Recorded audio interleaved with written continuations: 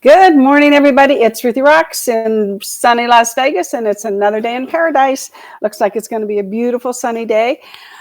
Maybe might get up to 60. We'll see. Anyway, there's no other place I'd rather be, and hopefully you feel the same way, and that's why you're here. Today we have a class. Just so you know, I'll tell you that you can sign up for Zoom or walk in 8400 West Sahara. You get a free lunch if you do that. Or you can Zoom from the comfort of your home or wherever. And yeah, $20 and get 3 CE classes for agency. And it is a great must-have class. Jimmy always keeps information relevant. You know that. Let's talk a little bit about the market today. So I want everybody to make sure they understand that the 23 days of inventory are because you're selling 105 homes a day. That doesn't mean there's no inventory. That means you're just selling a lot of homes. They're coming on the market and they're going off the market. We just listed 109. So, that's another full day of inventory. So that's how you have to look at it. And I'm going to keep saying this. You got to reframe when people say, oh, there's no inventory, I can't sell my home. Yes, there is. You just have to know what you want, make sure you're qualified, and we just can go ahead and get the home that you want. Assuming that there is one, of course, but you know what I'm saying? There is inventory out there. There's 443 single family homes, 436,000 and under. And we're going to talk a little bit about that today. And we just listed, it says it says 232. That is a typo. That should be 23. So I'll fix that. No, 32. There's an extra 2 in it. So we just listed 32. And so again, the market is turning. Now, I have another little notation here. The $1 million homes are starting to sell as they did last year. We're up to 3.5, almost 4 a day. And last year we ended at 4.5.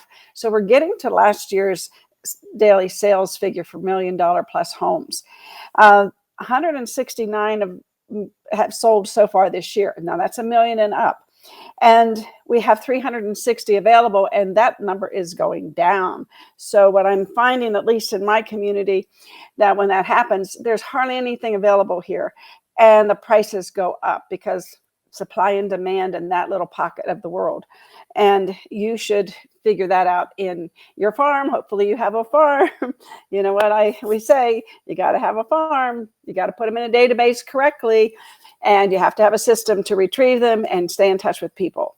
And real estate is really simple, isn't it? Just kidding.